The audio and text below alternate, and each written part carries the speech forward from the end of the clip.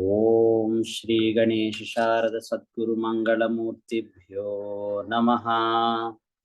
ఓం సహనా భవతు సహనౌ భునక్తు సహ వీర్యం కరవావహై తేజస్వినౌ అధీతమస్తు మా విద్విషావహై. ఓం శాంతి శాంతి శాంతి. ఓం భద్రం నో అపి వాతయ మనః. ఓం శాంతి శాంతి శాంతి. ఓం యో బ్రహ్మాణం విదధాతి పూర్వం యో వై వేదాంశ్చ ప్రహిణోతి తస్మై తగంహదేవమాత్మబుద్ధి ప్రకాశం ముముక్షుర్వై శరణమహం ప్రపద్యే. ఓం శాంతి శాంతి శాంతి. ఓం నమో బ్రహ్మాదిభ్యో బ్రహ్మ విద్యా సంప్రదాయ కర్తృభ్యో వంశ ఋషిభ్యో మహద్భ్యో నమో గురుభ్యః. సర్వోపప్లవరహితః ప్రజ్ఞానఘనః ప్రత్యగర్థో బ్రహ్మైవాహమస్మి బ్రహ్మైవాహమస్మి. ఓం నారాయణం పద్మభవం వసిష్ఠం శక్తిం చ తత్పుత్ర పరాశరం చ వ్యాసం శుకం గౌడపదం మహాంతం గోవింద యోగీంద్రమతాస్య శిష్యం శ్రీ శంకరాచార్యమతాస్య పద్మపాదం చ హస్తామలకం చ శిష్యం తం తోటకం వార్తికకారం అన్యాన్ అస్మద్గురూన్ సంతతం ఆనతోస్మి. శృతి స్మృతి పురాణానాం ఆలయం కరుణాలయం నమామి భగవత్పాదం శంకరం లోకశంకరం. శంకరం శంకరాచార్యం కేశవం బాదరాయణం సూత్రభాష్యకృతౌ వందే భగవంతౌ పునః పునః.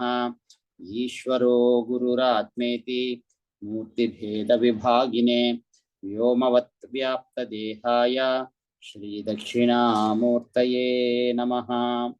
యైరిమే గురుభిః పూర్వం పదవాక్య ప్రమాణతః వ్యాఖ్యాతాః సర్వవేదాంతాః తాన్ నిత్యం ప్రణతోస్మి అహం. ఓం శాంతి శాంతి శాంతి.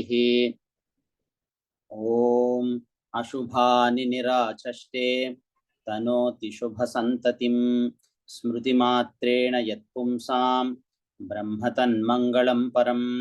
అతి కళ్యాణ రూపత్వాత్ నిత్య కళ్యాణ సంశ్రయాత్ స్మర్తॄణాం వరదత్వాచ్చ బ్రహ్మతన్మంగళం విదుః. ఓంకారశ్చాథ శబ్దశ్చ ద్వావేతౌ బ్రహ్మణః పురా కంఠం భిత్వా వినిర్యాతౌ తస్మాన్ మాంగళికా ఉభౌ తస్మాన్ మాంగళికా ఉభౌ ఇతి. ఓం అథ ఓం అథ ఓం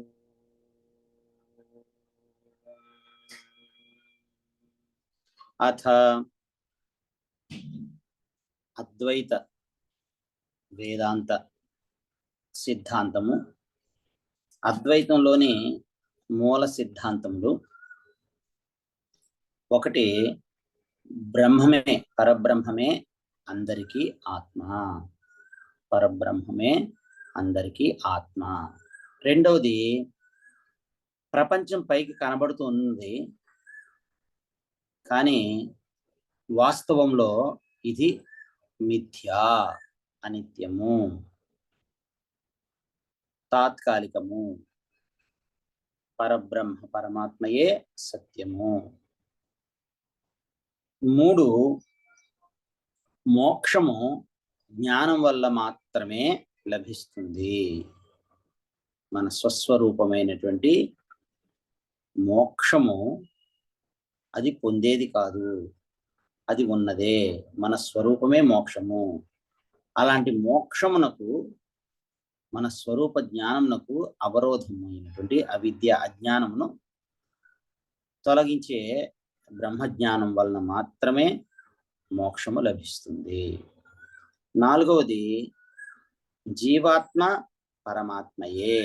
జీవాత్మ పరమాత్మ ఒక్కటే. ఐదవది పరబ్రహ్మము నిర్గుణము.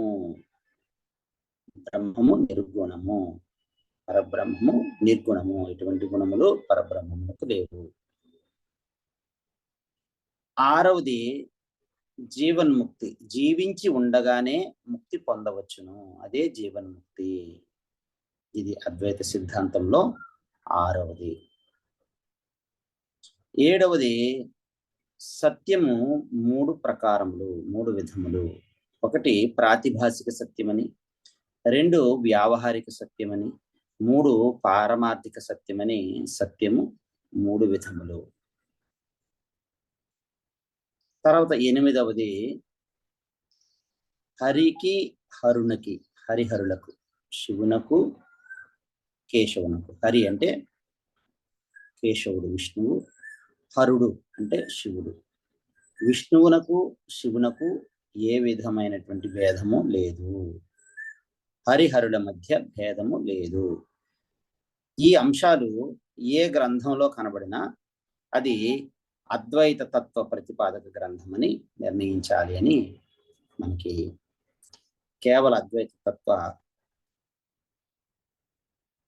పునఃప్రతిష్ఠ చేసినటువంటి ఆద్య గురు శంకరాచార్యుల వారు, శంకర భగవత్పాదుల వారు మనకి నిర్దేశించి నిర్ణయించి తెలియజేశారు.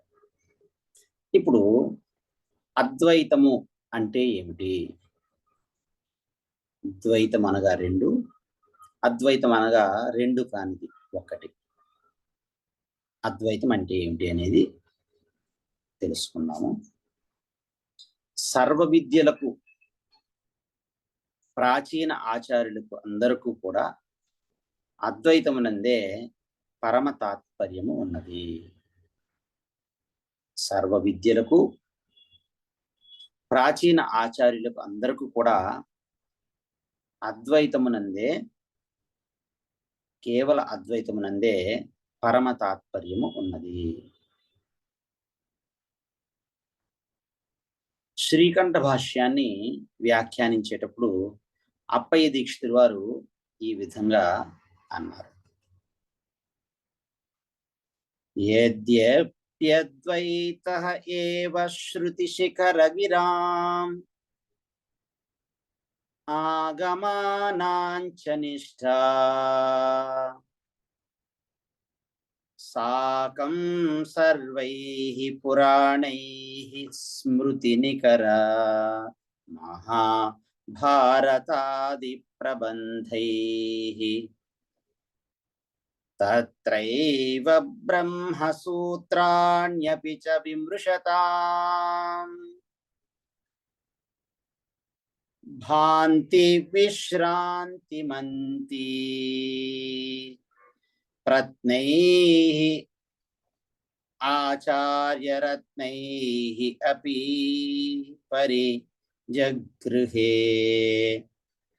శంకరాద్యైః తత్ ఏవ శంకరాచార్యాద్యైః తత్ ఏవ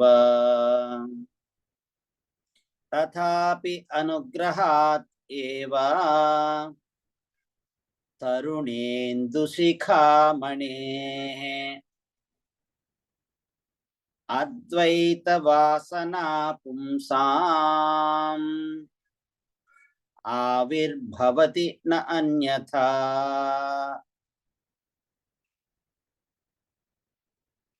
శ్రీకంఠ భాష్యాన్ని వ్యాఖ్యానించినప్పుడు అప్పయ్య దీక్షితుల వారు చెప్పినటువంటి భావము, ఉపనిషత్తులకు,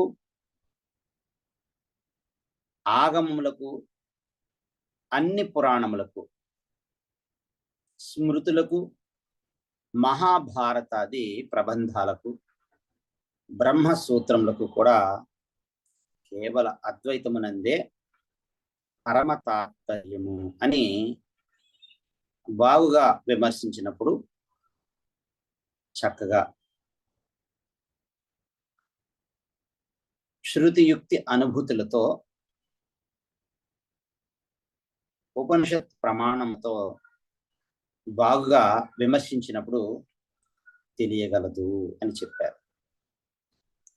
ప్రాచీన ఆచార్యులైనటువంటి శ్రీమద్ శంకర భగవత్పాదులు వారు మొదలైనటువంటి వారు కూడా ఈ అద్వైతమునే పరిగ్రహించారు. కేవల అద్వైత తత్వమునే వారంతా కూడా స్వీకరించారు. అయినను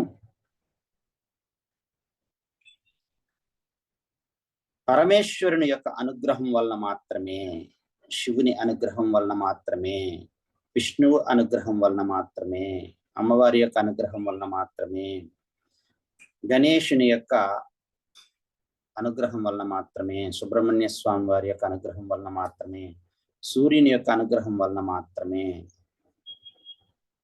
సద్గురువు యొక్క కృప వలన మాత్రమే అద్వైత వాసన కలుగుతుంది. ఈ కేవల అద్వైతమునందు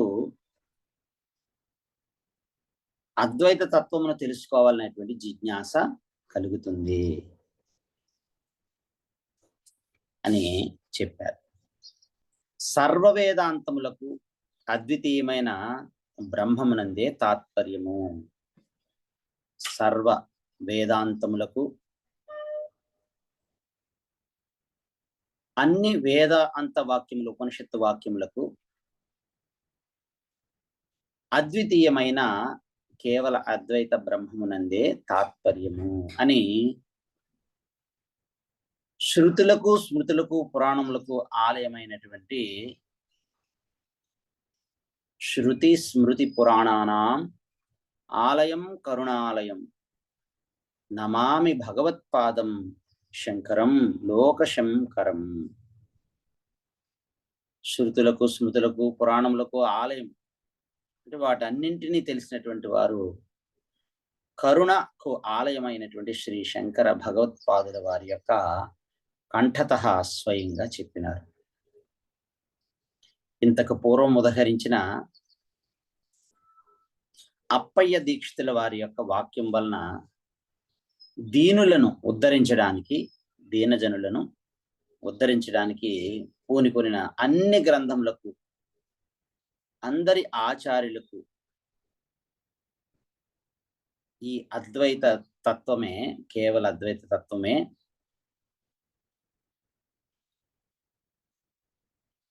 పునాది. అద్వైత తత్వానికి సోపానములైన, ఈ అద్వైత తత్వానికి మెట్లు అయిన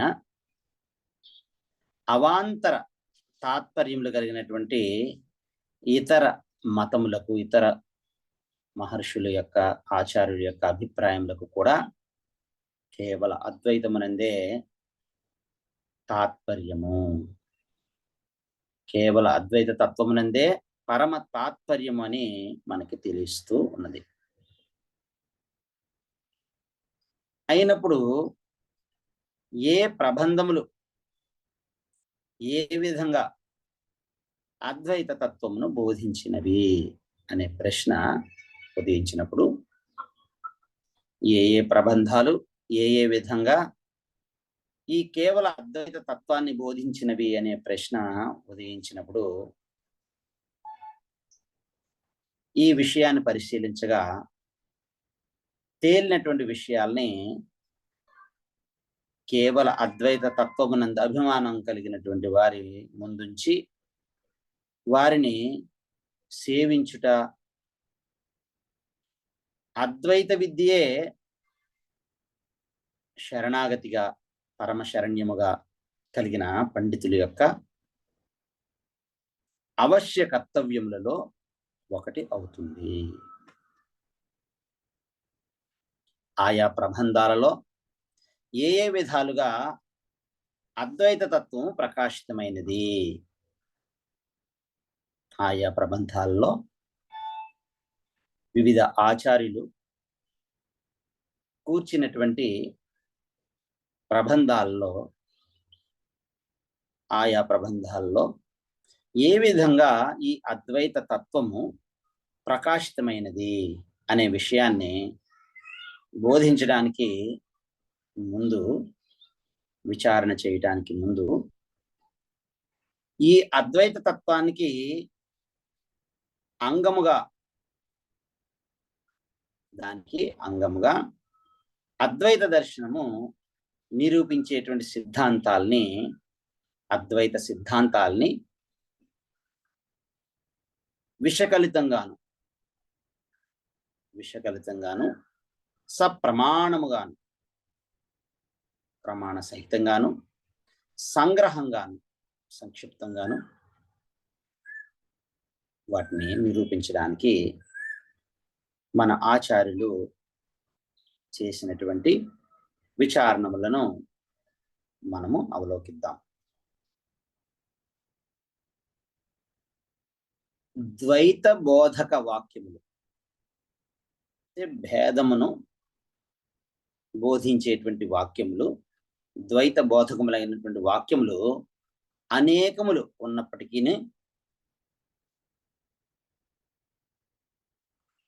ద్వైత వాక్యములు, ద్వైతమును ప్రబోధించేటువంటి వాక్యాలు అనేకములు ఉన్నటువంటి ప్రబంధంలో కూడా అద్వైత బోధకమైనటువంటి వాక్యము ఒకటి మాత్రమే ఉన్నప్పటికీ ఆ గ్రంథానికి అద్వైతమునందే పరమ తాత్పర్యము అని నిర్ణయించవలెను అని మనకి ఆచార్యులు తెలియజేస్తున్నారు. ఎందువలన అని ప్రశ్నించినట్లయితే, ఎందువలన ఒక్క వాక్యం అద్వైత వాక్యం ఉన్నా ఆ ప్రబంధంలో మిగిలినటువంటి ద్వైత బోధక వాక్యములన్నిటి యొక్క తాత్పర్యము కేవల అద్వైతమునందే అని నిర్ణయించవలను?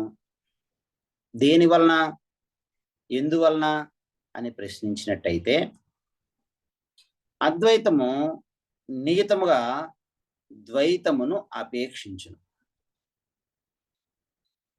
అద్వైతము నియతముగా ద్వైతమును అపేక్షించదు. ఎందువలన అని ప్రశ్నించినట్లయితే, అద్వైతము అన్నది ద్వైత విజ్ఞానంతోనే సాధ్యమైన కర్మములు, సాధ్యమైన ఉపాసనలు అనేటువంటి బహిరంగ సాధనలు, అంతరంగ సాధనలతోనే సాధ్యము అగును. అద్వైతం అనేటువంటిది ద్వైత విజ్ఞానంతోనే సాధ్యమైన కర్మములు, ఉపాసనలు అనేటువంటి బహిరంగ సాధనలు, అంతరంగ సాధనలు, వీటితోనే సాధ్యమగును. ఏ విధంగా సాధ్యమగును చూడమని మనకి ఆచార్యుల యొక్క విచారణములు తెలియజేస్తున్నాయి. తం ఏతం బ్రాహ్మణా వివిదిషంతి యజ్ఞేన దానేన తపసా అనాశకేన. ఈ శృతివాక్యం యొక్క తాత్పర్యం ఏమిటనంటే, పరబ్రహ్మమును తెలుసుకొనగోరినటువంటి వారు వేదమును అధ్యయనము చేయటము, యజ్ఞము, దానము, తపస్సు, మరణానికి దారి తీయని పరిమితమైనటువంటి విషయ అనుభవంతోనూ తెలుసుకొనవలనని కోరుకుంటూ ఉంటారు. పరబ్రహ్మమును తెలుసుకొని కోరేటువంటి వారు వేదమును అధ్యయనం చేయటము, యజ్ఞము చేయటము, దానము చేయటము, తపస్సు చేయటము, మరణమునకు దారి తీయనటువంటి అంటే పరిమితమైనటువంటి విషయ అనుభవంతోనూ, శబ్దస్పర్శ రూపరసగంధములైనటువంటి విషయములతోనూ తెలుసుకొనవలనని కోరుదు. ఇక్కడనే ఇంకొక శృతి వాక్యము ఈ విధంగా శృతిమాత చెప్తున్నారు. తథా అపి అనుగ్రహాత్ ఏవ తరుణేందు శిఖామణేః అద్వైత వాసన పుంసాం ఆవిర్భవతే న అన్యథా. అయినప్పటికీ తరుణ చంద్రుడు శిఖాభూషణముగా గల, అంటే తరుణ అంటే యువ అవస్థలో ఉన్నటువంటి చంద్రుడు, శిఖాభూషణముగా గల పరమశివుని అనుగ్రహం లేనిదే పురుషులకు, ఈ పురములో నివసించేటువంటి జీవునకు, ఈ పురుషులకు, ఈ జీవుల అందరికీ, ఈ పురములలో నివసించేటువంటి పురుషులకు అద్వైత వాసన కలుగదు. ఆ పరమశివుని అనుగ్రహం వలననే అద్వైత వాసన కలుగుచున్నది అని శ్రీ అప్పయ్య దీక్షితేంద్రుల వారు తెలియజేశారు. శ్రీ శంకర భగవత్పాదుల వారు కూడా స్వవర్ణ ఆశ్రమ ధర్మేణ తపసా హరితోషణాత్ సాధనం ప్రభవేత్ పుంసాం వైరాగ్యాది చతుష్టయం. వివేకము, వైరాగ్యము, శమదమాది షట్సంపత్తి, ముముక్షుత్వం అనేటువంటి ఈ 4 సాధన చతుష్టయ సంపత్తితో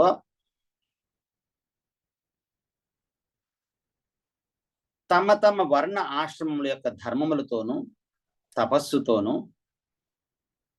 హరిని, శ్రీహరిని సంతోష పెట్టడం వలనను, శ్రీహరి వారి యొక్క విష్ణు భగవాన్ యొక్క కృపతోనూ, వైరాగ్యము మొదలైన సాధన చతుష్టయ సంపత్తితోనూ, వివేక, వైరాగ్య, శమదమాది షట్ సంపత్తి, ముముక్షుత్వం అనేటువంటి సాధన చతుష్టయం అనేటువంటిది సిద్ధిస్తుంది. సాధన చతుష్టయ సంపత్తి సిద్ధింపబడుతుంది కేవల ఈశ్వర కృపతో, పరమాత్మ యొక్క కృపతో, గురు కృపతో, శాస్త్ర కృపతో, ఆత్మ కృపతో అని మనకి శంకర భగవత్పాదులు తెలియజేశారు. ఇప్పుడు అద్వైతము అంటే ఏమిటి అనేది తెలుసుకున్నాము. అద్వైతము ద్వైతము కానిది, ద్వైతమునకు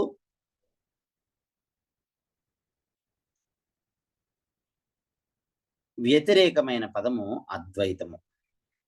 అద్వైతం అనగా ద్వైత నిషేధ రూపమే.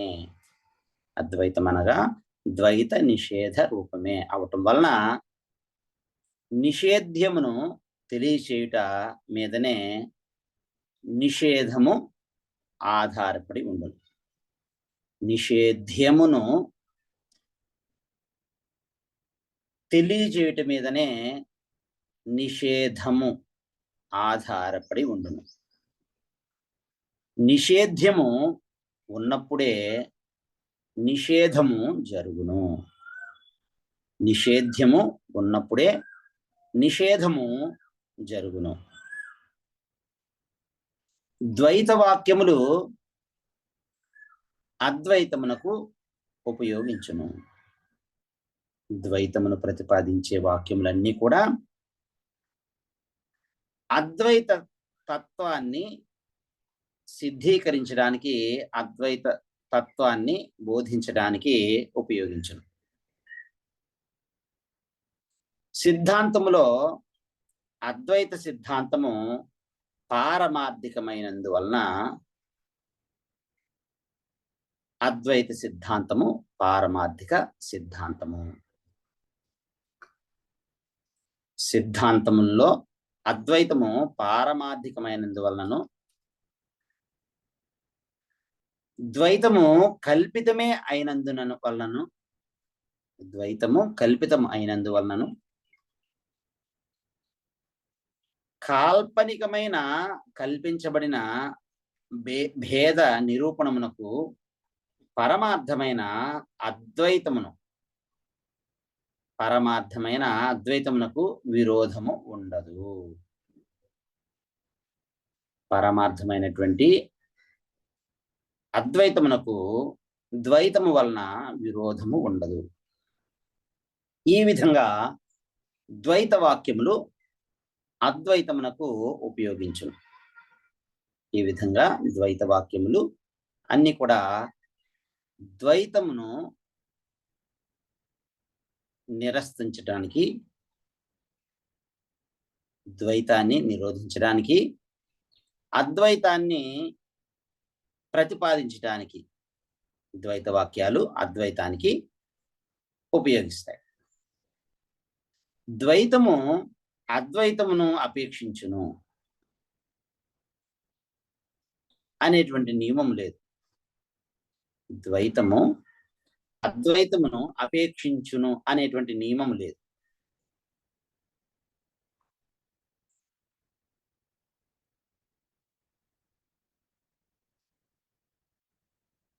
అద్వైతము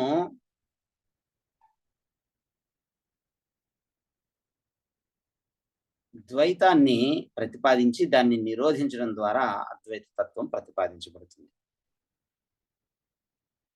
అద్వైత అనుసంధానము లేకున్నా కూడా, అద్వైత అనుసంధానము లేకున్నను ద్వైత బుద్ధితో సాధింపగలిగిన కర్మలు మొదలైన వానిని సాధింపవచ్చును. అద్వైత అనుసంధానం లేకున్నా కూడా ద్వైత బుద్ధితో సాధింపగలిగిన కర్మలు మొదలైన వాటిని సాధించవచ్చు.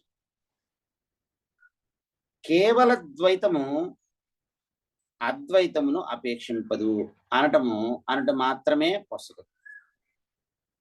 కేవల ద్వైతము అద్వైతమును అపేక్షింపదు అనట మాత్రమే పొసగదు. మరి ఏంటి అంటే అద్వైత అనుభవము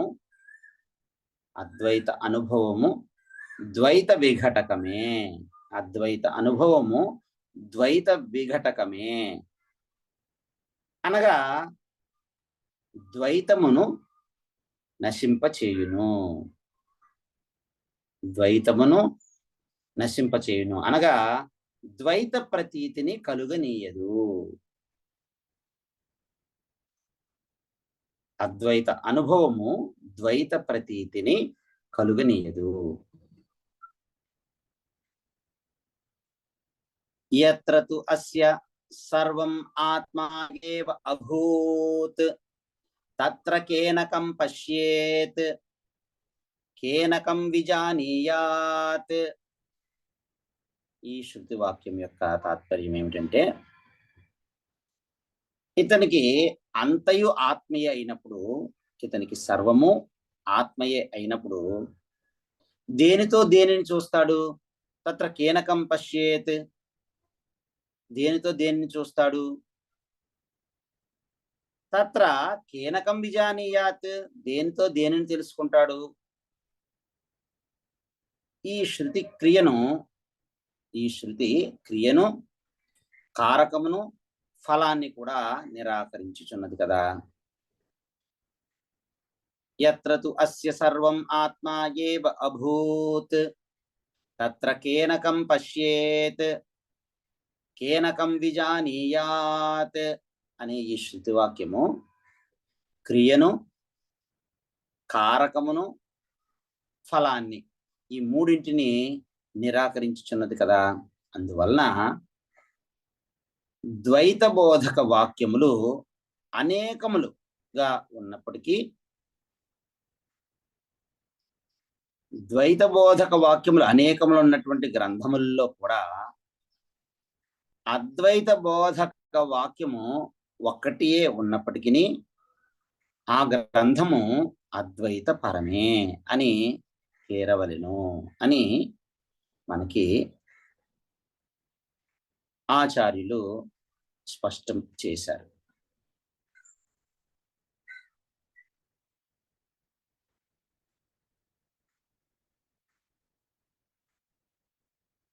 బ్రహ్మము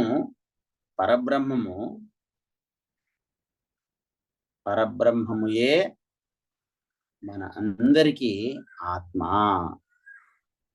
పరబ్రహ్మముయే అందరికీ ఆత్మ. పరబ్రహ్మము సర్వాత్మకము. దీనిని గురించి విచారణ చేద్దాం.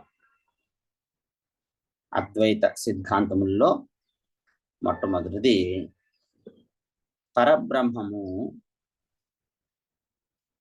పరబ్రహ్మముయే అందరికీ ఆత్మ.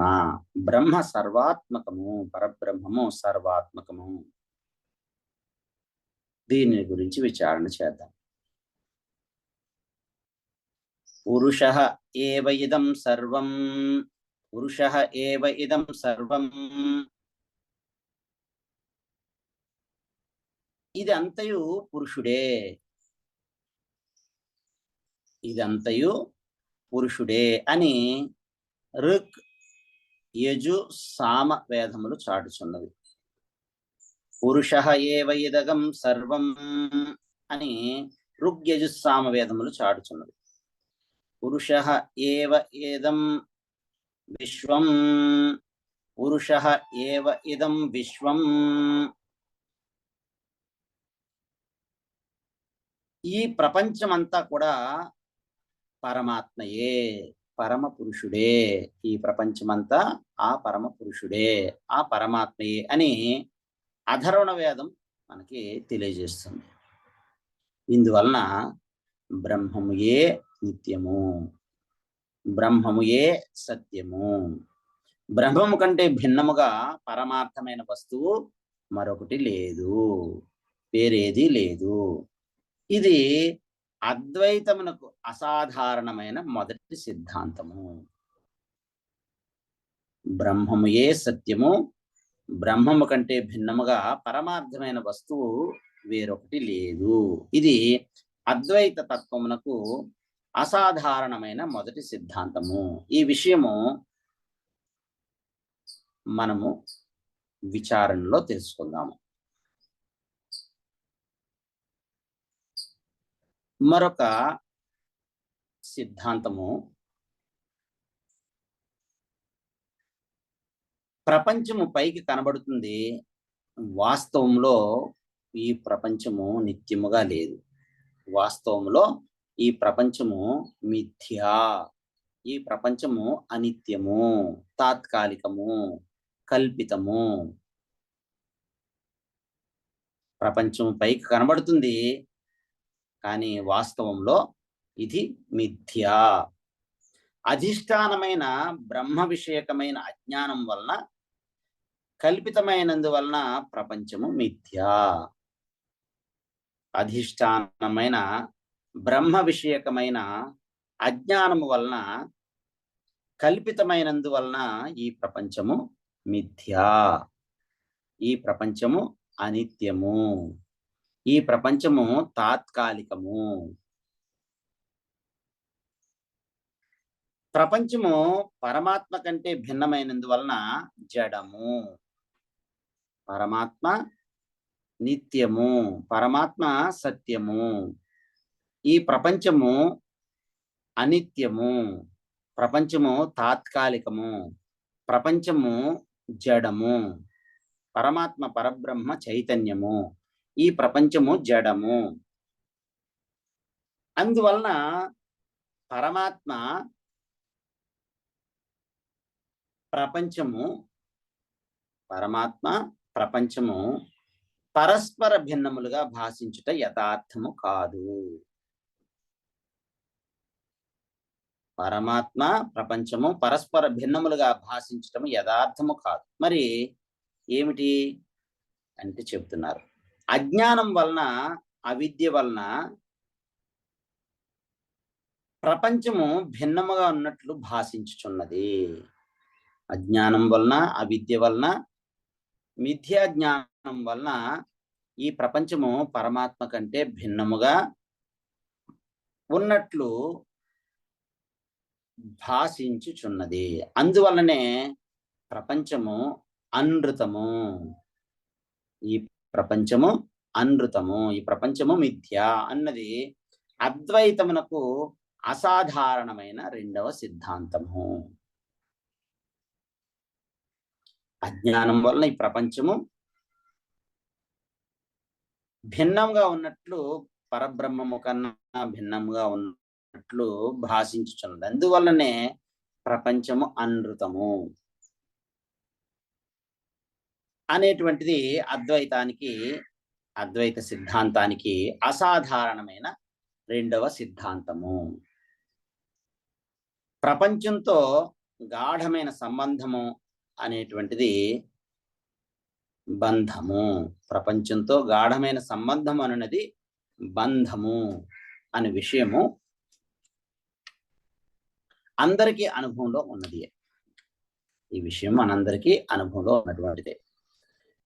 బ్రహ్మ అభిసంధ రూపమైన అనగా నేను బ్రహ్మమునే అను రూపమున ఉన్న భావనయే మోక్షము. నేను బ్రహ్మమునకు భిన్నము కాదు, నేను బ్రహ్మము కన్నా అన్యము కాదు, నేను బ్రహ్మము కన్నా వేరు కాదు అనేటువంటి బ్రహ్మ అభిసంధ రూపమైన నేను బ్రహ్మమునే, నేను బ్రహ్మము కన్నా భిన్నము కాదు, నేను బ్రహ్మ అభిన్నము, నేను బ్రహ్మము కన్నా అన్యము కాదు, నేను బ్రహ్మ అనన్యము అనే భావనయే మోక్షము.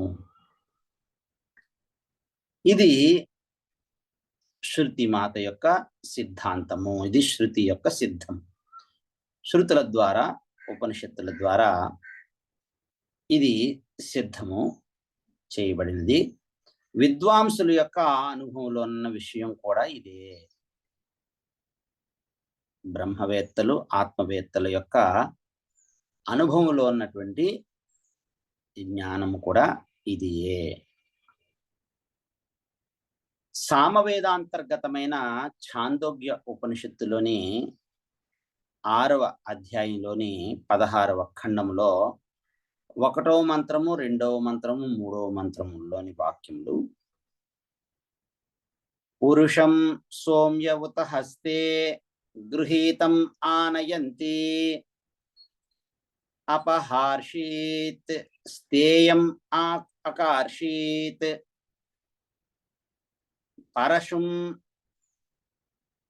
అస్మై తపత ఇతి స యది తస్య కర్తా భవతి తతః ఏషా అనృతం ఆత్మానం కురుతే సో అనృతాభిసంధః అనృతేన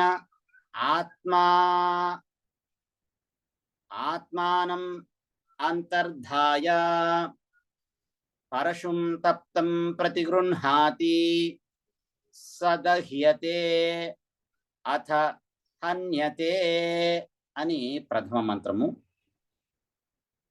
అథ యది తస్యా కర్తా భవతి తతః ఏవ సత్యం ఆత్మానం కురుతే సత్య అభిసంధః సత్యేన ఆత్మానం అంతర్ధాయ పరుషం తప్తం ప్రతిగృహ్ణాతి సహ న దహ్యతే అథ ముచ్యతే ఇది ద్వితీయ మంత్రేణ. సహ యథా తత్ర న దాహ్యేత ఏతత్ ఆత్మం ఇదం సర్వం తత్సత్యం స ఆత్మా తత్వమసి తత్వమసి శ్వేతకేతో ఇది తృతీయ మంత్రేణ చ అనృత అభిసంధస్య బంధం సత్య అభిసంధస్య మోక్షం చ దర్శయతి. ఓ శ్వేతకేతు, తండ్రి కొడుకుకు తత్వమసి మహావాక్యాన్ని ఉపదేశం చేస్తూ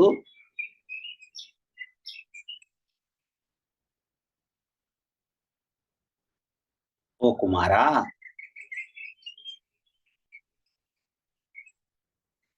రాజభటులు ఒకరిని చేతులతో పట్టుకొని తీసుకొస్తారు.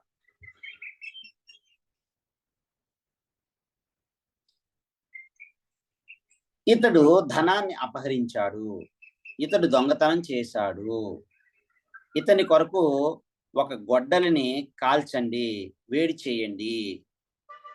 అతడు దొంగతనం చేస్తే దానితోనే అతడు తనను అపవిత్రుణ్ణిగా చేసుకున్నాడు. అతడు దొంగతనం చేస్తే దానితోనే అతడు తనను అపవిత్రుణ్ణిగా చేసుకున్నాడు. అనృతానికి అలవాటు పడ్డాడు. అనృతంతో అంటే అసత్యముతో తనను కప్పుకొన్నాడు. కాలిన గొడ్డల్ని పట్టుకుంటాడు, అతడు దహింపబడతాడు, అతడు చచ్చిపోతాడు. ఇక అతడు దొంగ కాకపోతే, అంటే దొంగతనానికి ఆయన కర్త కాకపోతే, దానితోనే అతడు సత్యసంధుడు, సత్యమునే పలికినవాడు, సత్యమునందు ఆసక్తి గలవాడు అవుతాడు. కాలిన గొడ్డలిని, కాలిన ఇనుప ముక్కను అతడు పట్టుకుంటాడు, అతనికి వేడి తగలదు, అంటే అతడు దహింపబడడు, అతన్ని రాజభటులు వదిలివేస్తారు. ఇదంతా కూడా పరమేశ్వరాత్మకమే, బ్రహ్మ ఆత్మకమే.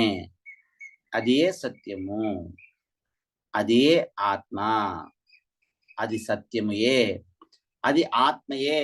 ఓ శ్వేతకేతు, అది నీవే, ఆ ఆత్మ నీవే. తత్వమసి, తత్ త్వం అసి. నిత్యమైన ఆ సత్యమైన ఆత్మయే నీవు. ఓ శ్వేతకేతు, ఆ ఆత్మతత్వమే నీవు. అది సత్యముయే, అది ఆత్మయే. ఈ 3 మంత్రాలు అనృతమైన ఈ ప్రపంచాన్ని తనకు సంబంధించినదిగా, తనదిగా భావించేవాడు సంసార బంధంలో పడతాడు. సత్యదర్శనం చేసేవాడు మోక్షాన్ని పొందుతాడు అని ఈ సామవేదాంతర్గతమైనటువంటి ఛాందోగ్య ఉపనిషత్తులోని 6వ అధ్యాయంలోని 16వ ఖండంలోని ఈ 3 మంత్రములు. అందువలన ప్రపంచానికి అనృతత్వ రూపమైన మిథ్యాత్వము, ప్రపంచానికి మిథ్యాత్వము, అనృతత్వము, అనిత్యత్వము, తాత్కాలికత్వము, పరబ్రహ్మమునకు సత్యత్వము సిద్ధించుచున్నది. ప్రపంచానికి అనృతత్వము, మిథ్యాత్వము, బ్రహ్మమునకు సత్యత్వము సిద్ధించినది.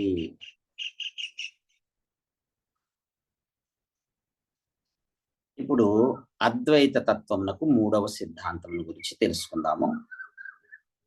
మోక్షము జ్ఞానం వల్ల మాత్రమే లభిస్తుంది. జ్ఞానము వలననే మోక్షము. జ్ఞానాత్ ఏవ హి కైవల్యం. నరుతేర్ మోక్షం.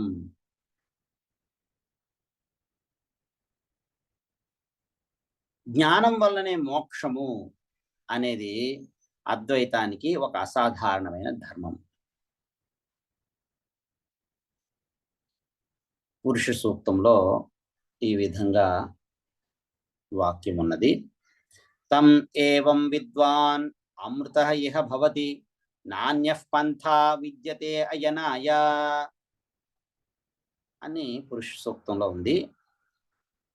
ఆయనను, ఆ పరమాత్మను, ఆ పరబ్రహ్మమును ఈ విధంగా సర్వము అతడే అని, సర్వము ఆ పరమాత్మయే, సర్వము ఆ పరబ్రహ్మముయే అని తెలుసుకున్నటువంటి వాడు మోక్షం పొందుతాడు, అమృతుడు అవుతాడు అని చెప్పారు. ఆ మోక్ష ప్రాప్తికి ఇంకొక మార్గము లేదు. నా అన్యః పంథా విద్యతే అయనాయ. ఆ పరమాత్మని ప్రాప్తింప చేసుకునే, ప్రాప్తస్య ప్రాప్తి, ప్రాప్తించే ఉన్నవాని యొక్క స్వరూపాన్ని అనుభవపూర్వకంగా తెలుసుకుని, అనుభవంలో సత్యముగా, చైతన్యముగా, ఆనందముగా, అనుభవముగా తెలుసుకున్నటువంటి వాడు మోక్షాన్ని పొందుతాడు. అలాంటి మోక్ష ప్రాప్తికి ఇంకొక మార్గం లేదు. ఇది అంతా కూడా ఆత్మయే అయినందువలన ద్వైతమే దుఃఖం మొదలైనటువంటి వాటికి మూలములు అయిన రాగము, ద్వేషము ఇత్యాది ద్వంద్వాలకు ఆధారం అయినందువలన కూడా అజ్ఞానం నుండి పుట్టిన దుఃఖానికి హేతువైన ద్వైత జ్ఞానము, భ్రాంతి జ్ఞానము,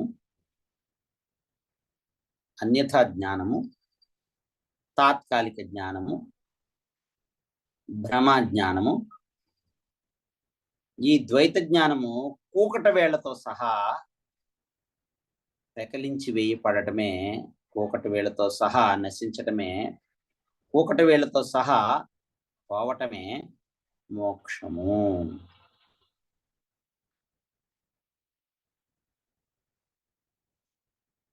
సర్వము పరమాత్మయే, పరబ్రహ్మముయే, అంతా ఆత్మయే.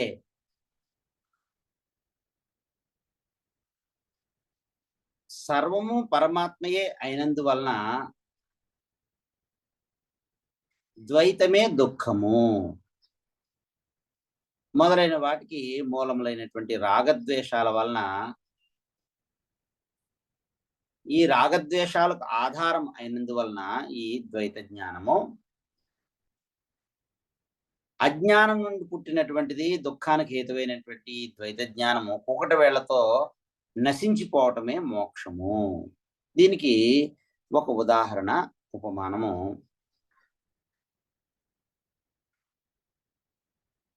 త్రాడును చూసి పాము అని భ్రమ చెందటము. ఇది త్రాడు అనేటువంటి జ్ఞానం కలిగినప్పుడు ఇది సర్పము అనేటువంటి బుద్ధి నశించినట్లుగా, సర్వమునకు ఆత్మ పరమాత్మయు అద్వితీయుడైన పరమాత్మ యొక్క యథార్థ జ్ఞానం వలననే ఆ మోక్షము లభిస్తుంది.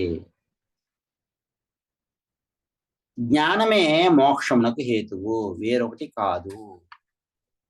ఇప్పుడు ఇక్కడ ఉన్నటువంటిది త్రాడు, ఎప్పుడో ఎక్కడో చూసినటువంటి పాము యొక్క జ్ఞాపకాన్ని, స్మృతిలో ఉన్నటువంటి జ్ఞాపకాన్ని ఇప్పుడు ఇక్కడ ఉన్నటువంటి త్రాడు మీద పాము అని ఆరోపించటమే మిథ్యా జ్ఞానము, భ్రమ జ్ఞానము.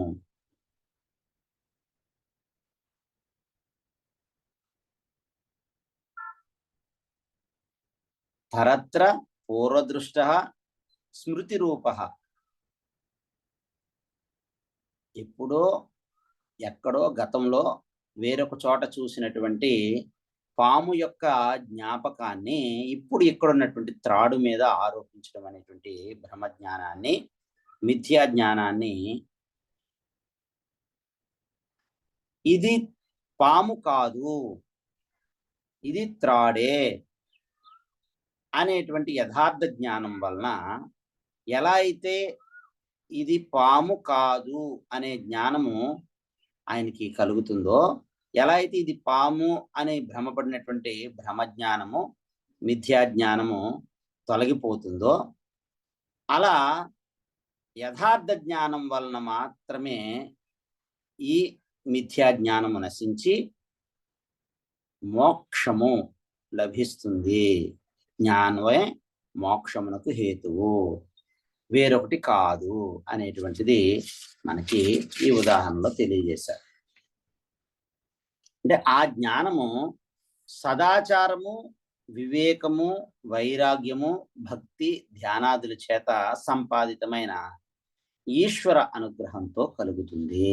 ఈ బ్రహ్మజ్ఞానం కలగాలంటే సాధన చతుష్టయ సంపత్తి కలిగి ఉండాలి, సదాచారము కలిగి ఉండాలి, వివేకము, వైరాగ్యము, శమదమాది షట్సంపత్తి, ముముక్షుత్వము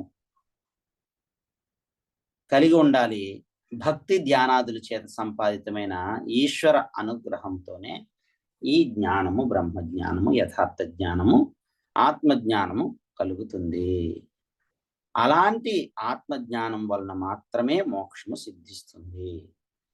బంధహేతువైనటువంటి ప్రపంచము అనృతము కానిచో జ్ఞానంతో బంధ నివృత్తి కలుగదు. బంధహేతువైనటువంటి, బంధమునకు కారణమైనటువంటి, బంధమునకు హేతువైనటువంటి ఈ ప్రపంచము అనృతము కాకపోయినట్లయితే జ్ఞానంతో ఈ బంధ నివృత్తి కలుగదు. కాబట్టి మోక్షం అనగా బంధ నివృత్తియే. అది భౌతిక, ఆధ్యాత్మిక, అధిదైవిక బంధములన్నిటి నుంచి నివృత్తియే మోక్షము. మోక్షం అనగా బంధ నివృత్తియే. అమృతత్వ స్వరూప మోక్షానికి జ్ఞానమే సాధనము, జ్ఞానమే ఉపాయము. అమృతత్వ స్వరూప మోక్షానికి జ్ఞానమే ఉపాయము అని మనకి వందల కొలది శృతులు చాటుతూ ఉన్నాయి. అందువలన ఈ ద్వైత ప్రపంచము అనేది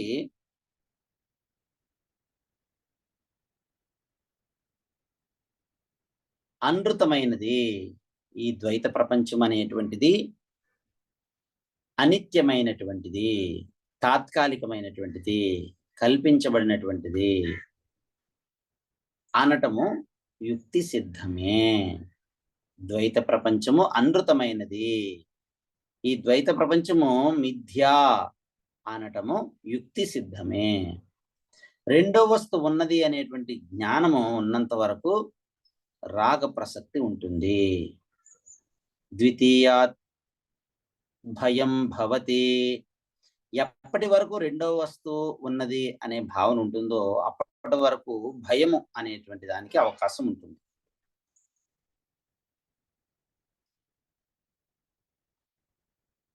రెండో వస్తువు ఉన్నది అనే జ్ఞానమే, ఈ జ్ఞానం ఉన్నంత వరకు రాగ ప్రసక్తి ఉంటుంది. అంతవరకు దుఃఖం తప్పదు. అందుచేతనే సర్వాత్మకమైన బ్రహ్మము యొక్క సాక్షాత్కారంతోనే ఈ మిథ్యా ప్రపంచము నివృత్తం అవుతుంది. అప్పుడు మోక్ష ప్రాప్తి కలుగును అనటము ఉపపన్నమే. మోక్షము మిథ్యా ప్రపంచం యొక్క నివృత్తి బ్రహ్మము యొక్క, బ్రహ్మ జ్ఞానము యొక్క సాక్షాత్కారంతోనే ఈ మిథ్యా ప్రపంచం యొక్క నివృత్తి అనేది జరుగుతుంది. ఈ మిథ్యా ప్రపంచం యొక్క నివృత్తి కలిగినప్పుడే మోక్ష ప్రాప్తి కలగటము అనేటువంటిది ఉపపన్నం అవుతుంది. ఈ విధంగా మనకి జ్ఞానము వలననే, ఆత్మజ్ఞానం వలననే ఈ బంధ నివృత్తి, ఈ ప్రపంచ మిథ్యా జ్ఞాన నివృత్తి కలుగుతుంది. కాబట్టి జ్ఞానం వలననే మోక్షము సిద్ధిస్తుంది అనేటువంటిది మనకి చెప్పడం జరిగింది. నాలుగవ సిద్ధాంతము జీవ బ్రహ్మ అభేదము. జీవాత్మ పరమాత్మ ఒకటియే. జీవాత్మకు పరమాత్మకు ఎటువంటి భేదము లేదు. జీవ బ్రహ్మ అభేదము. జీవునకు బ్రహ్మమునకు భేదము లేదు, అభేదము. జీవాత్మ పరమాత్మయే, జీవాత్మ పరమాత్మ ఒక్కటియే అనేది నాలుగవ అద్వైత సిద్ధాంతము. జీవ బ్రహ్మ అభేదము, జీవాత్మ పరమాత్మ ఒక్కటియే, జీవాత్మ పరమాత్మయే. జడ వస్తువులన్నీ కల్పితాలే, జడ వస్తువులన్నీ కూడా కల్పితాలే. వాస్తవముగా బ్రహ్మము కంటే భిన్నములు కావు, సర్వము బ్రహ్మమే అని బోధించినట్లే జీవులు కూడా బ్రహ్మము కంటే భిన్నులు కారు. జీవులు పరబ్రహ్మము కంటే భిన్నమైనటువంటి వారు కారు. జీవులు బ్రహ్మమే, జీవుడు బ్రహ్మమే అని శృతిమాత బోధిస్తూ ఉన్నది. ఐతదాత్మ్యం ఇదం తత్సత్ సత్యం సహ ఆత్మా తత్వమసి శ్వేతకేతో. ఐతదాత్మ్యం ఇదం తత్సత్యం సహ ఆత్మా తత్వమసి శ్వేతకేతో అనే సామవేదాంతర్గతమైనటువంటి ఛాందోగ్యోపనిషత్తులోని 6వ అధ్యాయంలో ఉన్నటువంటి ఈ శృతి వాక్యము ఇదం అనే పదానికి అర్థమైన ప్రపంచానికి బ్రహ్మ ఆత్మకత్వాన్ని బోధించి అహం పదవాచ్యమైన జీవునికి బ్రహ్మ ఆత్మకతను బోధించకపోతే ద్వితీయ వస్తువు లేకపోవడం అనేది ఉండదు. అప్పుడు దుఃఖానికి హేతువైన రాగాదులకు ఆధారమైన ద్వైత ప్రపంచము అనేక దుఃఖాలని కలిగిస్తూనే ఉంటుంది. ఇదం అనేటువంటి పదానికి అర్థమైన ప్రపంచానికి బ్రహ్మాత్మకత్వము, బ్రహ్మ ఆత్మ ఏకత్వము బోధించి అహం పదవాచ్యమైన జీవునికి బ్రహ్మాత్మకతను బోధించకపోతే ద్వితీయ వస్తువు లేకపోవడం అనేది ఉండదు. అప్పుడు దుఃఖానికి హేతువైనటువంటి రాగాదులకి ఆధారమైన ద్వైత ప్రపంచము అనేక దుఃఖాలను కలగజేస్తూనే ఉంటుంది. అందువల్లనే అది నీవే, తత్వమసి, తత్ త్వం అసి, అది నీవే అయ్యున్నావు. ఈ ఆత్మ బ్రహ్మముయే, ఈ జీవాత్మ పరమాత్మయే, ఈ జీవుడు బ్రహ్మముయే, ఈ ఆత్మ బ్రహ్మముయే అని శృతి మాత్రం బోధిస్తూ ఉంది. ఈ జీవ బ్రహ్మ అభేద జ్ఞానము, ఈ జీవ బ్రహ్మ ఐక్య బోధ జ్ఞానము నేను లావుగా ఉన్నాను, నేను నల్లగా ఉన్నాను అనే భావాన్ని పోలినటువంటి దేహాత్మ జ్ఞానం వలె, దేహమే ఆత్మ అనే జ్ఞానం వలె శరీర భావన వలన, శరీరీ భావం వలన కలిగింది కాదు. శరీరి జీవుడు శరీరము కలవాడు, ఆ జీవునకు శరీరమునకు భేదము లేదు అనే జ్ఞానము చారువాకులకు, పామరులకు, బాలులకు కూడా ఆ జ్ఞానం కలుగుతూనే ఉన్నది కదా. శరీరీ భావం వలన కలిగింది కాదు.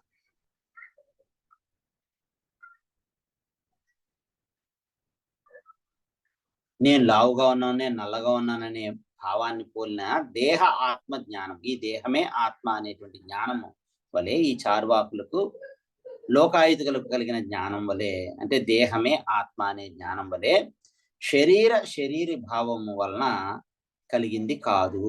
శరీరి జీవుడు శరీరము కలవాడు, ఆ జీవునకు శరీరమునకు భేదము లేదు అనే జ్ఞానము చార్వాకులకు, పామరులకు, బాలులకు కూడా ఆ జ్ఞానం కలుగుతూనే ఉన్నది కదా. అందువలన ఇదంతా కూడా భ్రమయే, భ్రాంతియే, అధ్యాసయే. ఈ దేహమే ఆత్మ అనేటువంటి జ్ఞానము భ్రాంతి జ్ఞానము, భ్రాంతిజన్య జ్ఞానము, అజ్ఞానజనిత జ్ఞానము. అందువలన ఇది భ్రమ జ్ఞానము. తత్వమసి, తత్వం అసి అనే ఉపదేశము యథార్థ జ్ఞానము, ప్రమా జ్ఞానము. దాని తరువాత ఉన్న వాక్యము శుక్ల యజుర్వేదాంతర్గతమైనటువంటి శతపథ బ్రాహ్మణంలోని బృహదారణ్యక ఉపనిషత్తులోని 4వ అధ్యాయంలో 4వ బ్రాహ్మణంలో 22వ మంత్రంలో ఉన్నటువంటి శృతి వాక్యము, యావత్న విమోక్ష్యే అథ సంపత్యే, యావత్న విమోక్ష్యే అథ సంపత్యే. ఈ శృతి వాక్య యొక్క అర్థం ఏమిటంటే, ప్రారబ్ధ కర్మము యొక్క ఫలము క్షయము కావటమే ఆలస్యము. ఈ ప్రారబ్ధ కర్మ యొక్క ఫలము క్షయము కాగానే,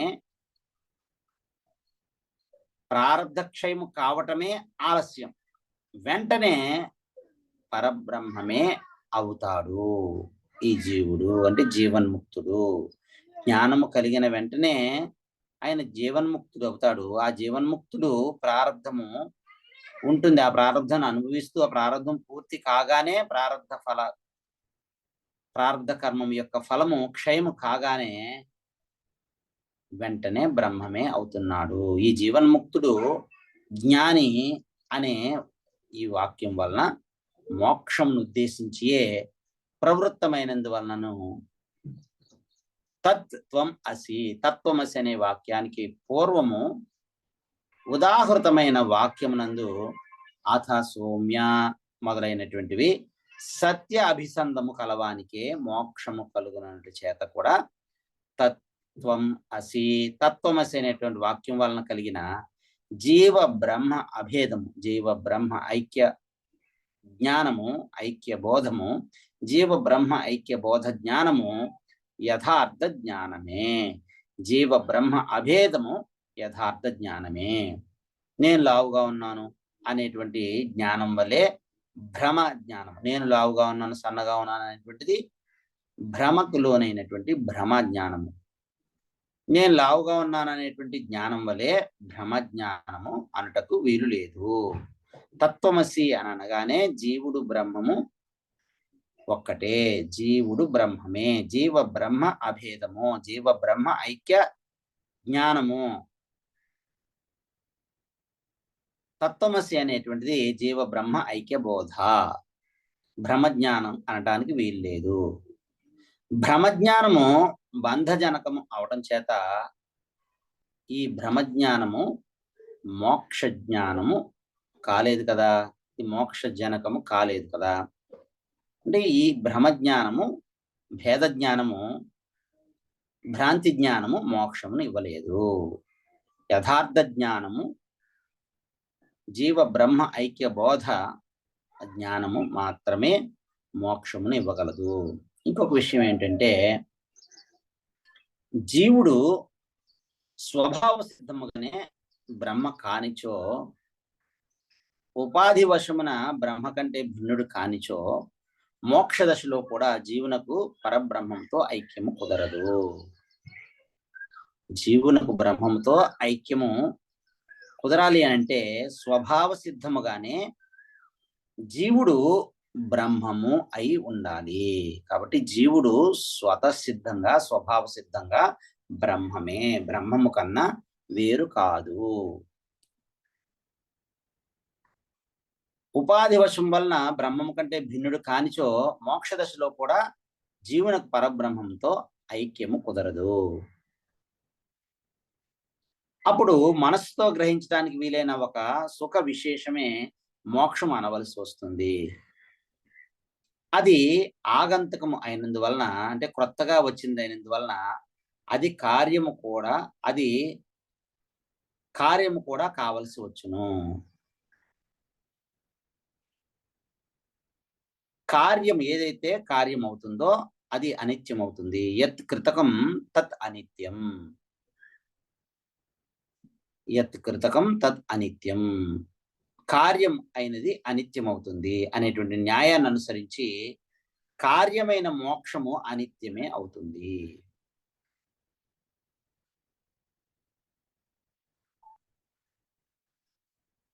అప్పుడు అది పరమ పురుషార్థం, అంటే చిట్ట చివరిదైనటువంటి పురుషార్థము కాదు. ధర్మ అర్థ కామ మోక్షములలో మోక్షం అనేటువంటి చతుర్విధ పురుషార్థాల్లో పరమ పురుషార్థమైనటువంటి మోక్షము కాదు, చిట్ట చివరిదైనటువంటి పురుషార్థము కాదు. ఇంకొక విధంగా నిత్య మోక్షము సంభవము కానందు వలన కూడా మహావాక్యములు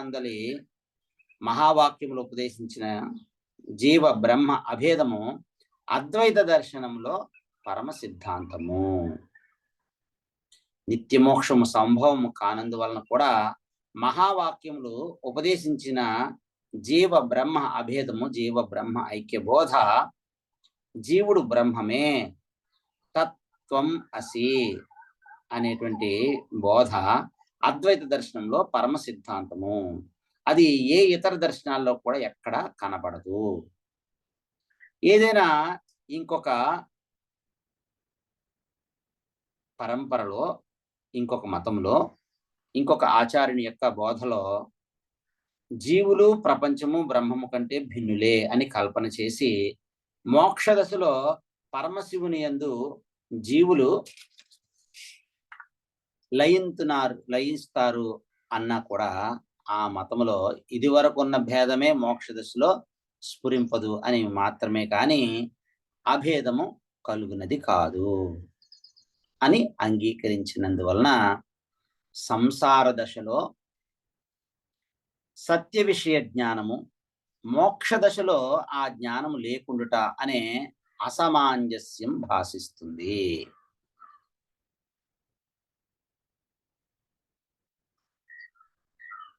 మోక్ష దశలో ఇది వరకు ఉన్నటువంటి భేదమే స్ఫురింపదు అని మాత్రమే కాని అభేదము కలుగునని కాదు అని అంగీకరించినందువలన సంసార దశలో సత్య విషయ జ్ఞానము, మోక్ష దశలో ఆ జ్ఞానం లేకుండుట అనే అసమాంజస్యం భాసిస్తుంది. అద్వైత దర్శనము సత్య అభిసంధ మోక్షాన్ని నిర్వహించడానికి పారమార్థికమైన మోక్షమునే ప్రతిపాదన చేయును. పారమార్థిక మోక్షమునే అద్వైత దర్శనము ప్రతిపాదన చేస్తుంది. ఎలాగో చూద్దాం. యథా నద్యః స్యంద్యమానాః సముద్రే అస్తం గచ్చంతి నామరూపే విహాయ తథా విద్వాన్ నామ రూపాత్ విముక్తః పరాత్పరం పురుషం ఉపైతి దివ్యం.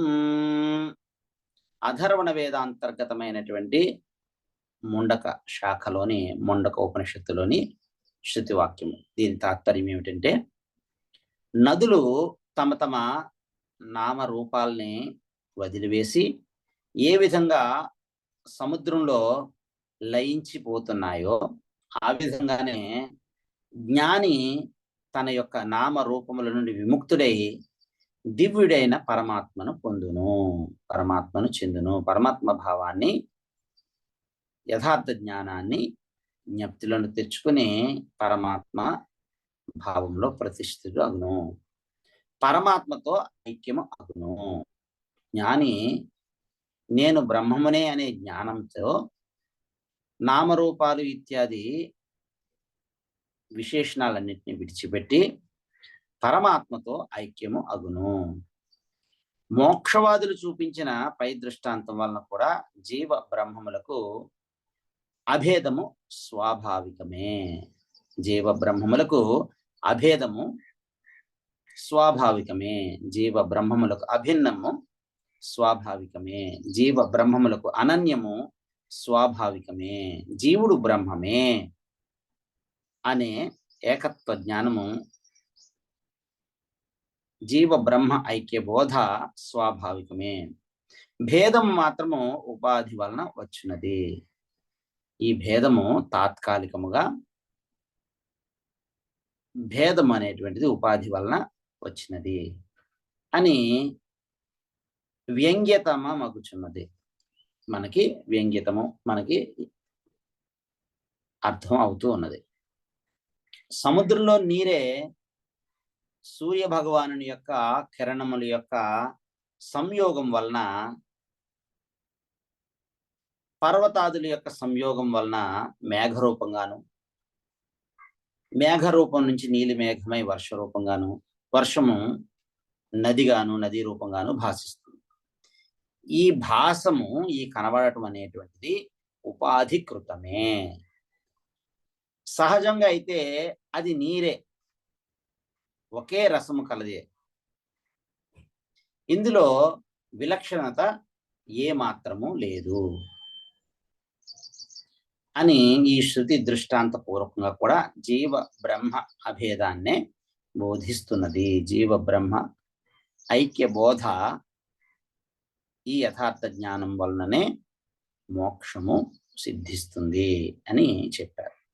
ఇప్పుడు అద్వైత దర్శనములో 5వ సిద్ధాంతము పరబ్రహ్మము నిర్గుణము.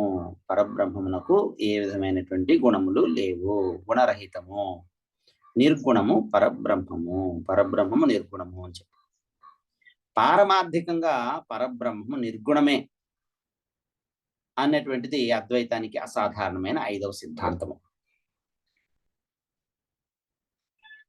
సాక్షి చేత కేవలో నిర్గుణశ్చ అని శృతి మాత బోధిస్తూ ఉన్నది. దేనితో సంబంధం లేకుండా సాక్షి మాత్రంగా చూస్తూ ఉంటాడు, ఒక్కడే నిర్గుణుడు అని. పరమాత్మకు సగుణత్వమే వాస్తవమైన రూపం అయినట్లయితే పరమాత్మ కంటే భిన్నుడు, పరమాత్మ వలె సత్యమైన గుణ సమూహము ఉన్నది అని అంగీకరించవలసి వస్తుంది. పరమాత్మకి సగుణత్వమే వాస్తవమైనటువంటి రూపం అయినట్లయితే పరమాత్మ కంటే భిన్నుడు, పరమాత్మ వలె సత్యమైన గుణ సమూహం ఉన్నది అని అంగీకరించవలసి వస్తుంది. పరమాత్మ కంటే భిన్నుడైన వాడు ఒకడు ఉన్నప్పటికీ, పరమాత్మ కంటే భిన్నుడైన వాడు ఒకడు ఉన్నప్పటికీ పరమాత్మకు ఇంకొక వస్తువు చేత పరిచ్ఛిన్నత్వం కలుగుతుంది. పరమాత్మ కంటే భిన్నుడైనటువంటి వాడు ఒకడు ఉన్నట్లయితే పరమాత్మకు ఇంకొక వస్తువు చేత పరిచ్ఛిన్నత్వం కలుగుతుంది. అప్పుడు పరమాత్మకు పూర్ణత్వము కలుగదు, పరమాత్మకు ఉన్నటువంటి పూర్ణత్వము పోతుంది. పరమాత్మ పూర్ణుడైనటువంటి పురుషుడు అని శృతిమాత శృతుల ద్వారా మనకి ఘోషించి చెప్తూ ఉన్నది. వేరొక విధంగా పూర్ణత్వము కుదరనందువలన పరమాత్మకు సర్వాత్మత్వం ఏ విధంగా నిశ్చితమవుతున్నదో ఆ విధంగానే నిర్గుణత్వం కూడా నిశ్చితం అవుతున్నది.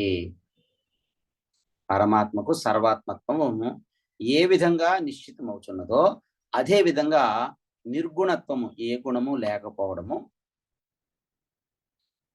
ఆ నిర్గుణత్వం కూడా పరమాత్మకు ఆ విధంగానే నిశ్చితమవుతున్నది. ఈ విధంగా జీవ బ్రహ్మము యొక్క అభేదము, జీవ బ్రహ్మ అభేదము, జీవ బ్రహ్మముల యొక్క అభిన్నము, జీవ బ్రహ్మముల యొక్క ఏకత్వము కూడా పరమాత్మ యొక్క పూర్ణత్వాన్నే బలపరుస్తూ ఉన్నది. అందువలనే పరంచ అపరంచ బ్రహ్మ యత్ ఓంకార, ఓంకార రూపమైన పరబ్రహ్మము,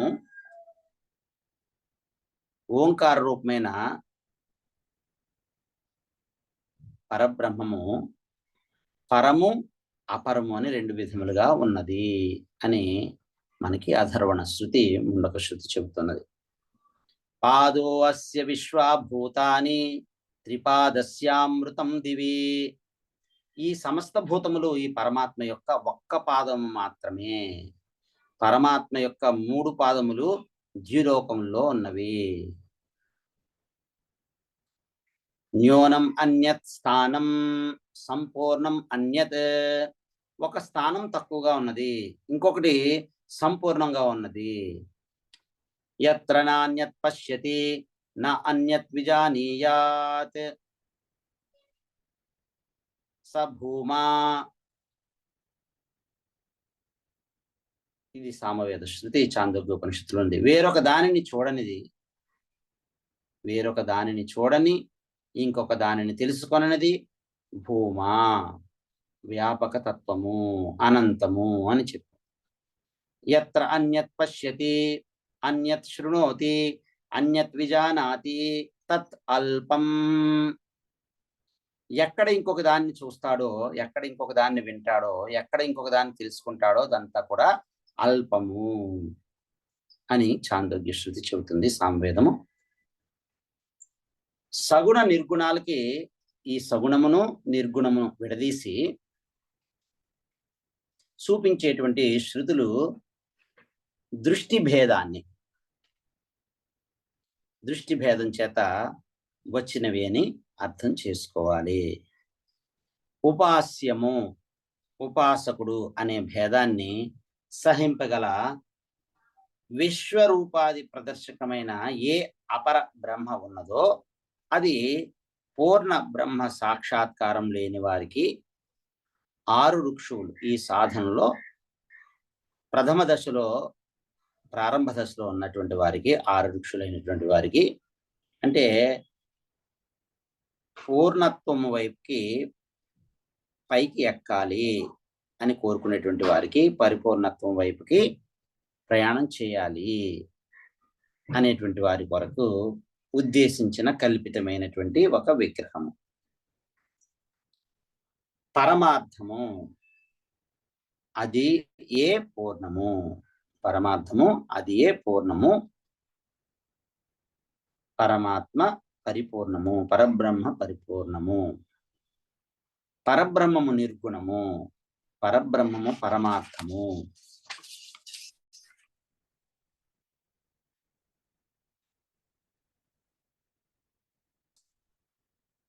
ఆ పరమార్థము అపరమార్థము అనే దృష్టి భేదంతోనే నిర్గుణ సగుణ భేదంతో శృతుల్లో ఉన్నది.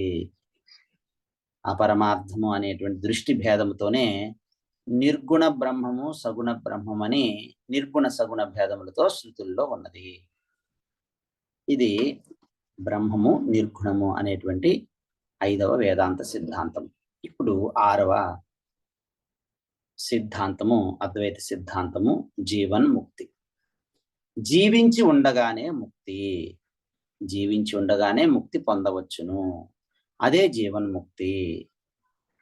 మోక్షము ఐహికమైన ఫలమైనందువలన జీవన్ముక్తి అంగీకరించుట అనేటువంటిది అద్వైతానికి అసాధారణమైన 6వ సిద్ధాంతం.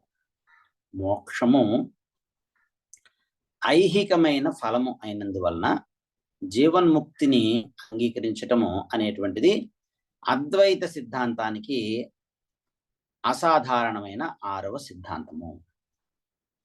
తం ఏవం విద్వాన్ అమృత ఇహ భవతి. ఆ పరమాత్మని ఈ విధంగా తెలుసుకున్నటువంటి వాడు ఇహ అంటే ఇక్కడ ఈ దేహంలో ఉండగానే ఈ జన్మలోనే అమృతుడు అవుతాడు. ఈ వాక్యంలో ఇహ అనేటువంటి శబ్దం ఉంది. ఇహ అంటే ఇక్కడ, అంటే ఈ జన్మలోనే ఈ దేహమునందు ఉండగానే ఈ ప్రారంభ ఫలాన్ని అనుభవిస్తూ ఉన్న కాలంలోనే అమృతుడు అవుతాడు. అమృతత్వ బోధకమైన ఈ వాక్యము పురుష సూక్తంలో ఉంది. ఐహికం అపి అప్రస్తుత ప్రతిబంధే. బ్రహ్మసూత్రములలో బాదరాయణ వ్యాస భగవాను రచించినటువంటి బ్రహ్మసూత్రములలో సాధన అధ్యాయమైనటువంటి 3వ అధ్యాయంలో 4వ పాదంలో 51వ సూత్రము ఐహికం అపి అప్రస్తుత ప్రతిబంధే అనే బ్రహ్మసూత్రం ఉంది. అంటే ప్రతిబంధము లేకపోతే ఈ లోకంలోనే జ్ఞానము కలుగును అని ఈ సూత్రం మనకి వ్యాస భగవానులు బోధిస్తూ ఉన్నారు బ్రహ్మసూత్రముల్లో. గర్భేను సన్ అన్యేషా. ఇతరులకు గర్భంలో ఉండగానే కలుగును అని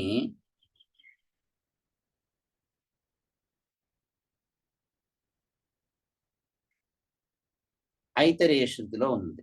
ఇతర అనేటువంటి కుమారుని, ఇతర అనే మాత యొక్క కుమారుడు అయినటువంటి ఐతరేయునికి గర్భంలో ఉండగానే ఆయనకి బ్రహ్మజ్ఞానం కలిగింది అని ఐతరేయ ఉపనిషత్తులో, ఋగ్వేద అంతర్గతమైనటువంటి ఐతరేయ ఉపనిషత్తులో ఐతరేయ శృతి మనకు తెలియజేస్తుంది. ఇహ చేత్ అవేధీత్ అత సత్యమస్తి అని ఇక్కడనే తెలుసుకొనకపోతే చాలా మహతీ వినష్టి. ఇప్పుడు ఇక్కడ ఈ జన్మలో ఉండగా ఈ ఆత్మతత్వాన్ని తెలుసుకోకపోయినట్టయితే ఈ జన్మ వృధా అవుతుంది. చాలా పెద్ద నష్టము. అన్ని లాభముల కన్నా పెద్ద లాభము ఆత్మలాభము. ఈ ఆత్మలాభాన్ని పొందకుండా ఎవరైతే ఈ లోకాన్ని విడిచిపెడతారో వారికి మహతీ వినష్టి, మహా వినష్టము కలుగుతుంది అని సామవేద అంతర్గతమైనటువంటి తలవకార శాఖకు చెందిన తలవకార శాఖ ఉపనిషత్తు లేదా దీన్నే కేనోపనిషత్తు అని అంటారు. కేనోపనిషత్తులో శృతిమాత తెలియజేస్తుంది. ఈ జీవన్ముక్తి యుక్తి సిద్ధమే. ముక్తికి కావలసిన చిత్త పరిపాకము బ్రతికి ఉండగా కలగనిచో చనిపోయినంతనే కలుగునని కల్పన చేయుట రమణీయము కాదు. ప్రయత్నపూర్వకముగా ఇప్పుడు ఇక్కడే ఈ దేహంలో ఈ జన్మలో ఉండగానే జీవన్ముక్తికి ప్రయత్నం చేయాలి. అత్ర బ్రహ్మ సమశ్నుతే, ఇక్కడనే బ్రహ్మమును పొందవలను, ఇక్కడే బ్రహ్మను పొందును అని శృతి.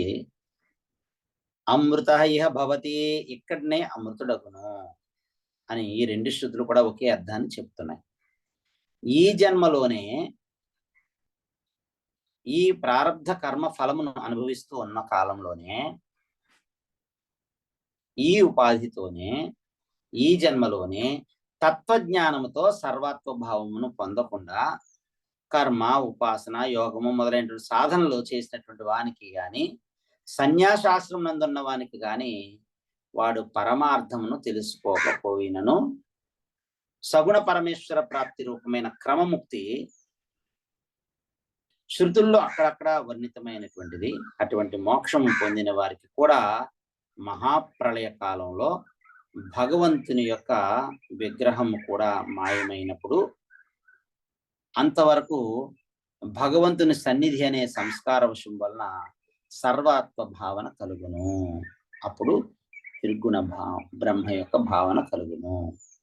ఈ సగుణ బ్రహ్మ ఉపాసకులు క్రమముక్తి ద్వారా బ్రహ్మలోకానికి చేరి ఆ ప్రళయకాలంలో ప్రళయకాలంలో బ్రహ్మతో పాటుగా వారు ఈ నిర్గుణ బ్రహ్మ భావాన్ని పొందుతారు అని చెప్పారు.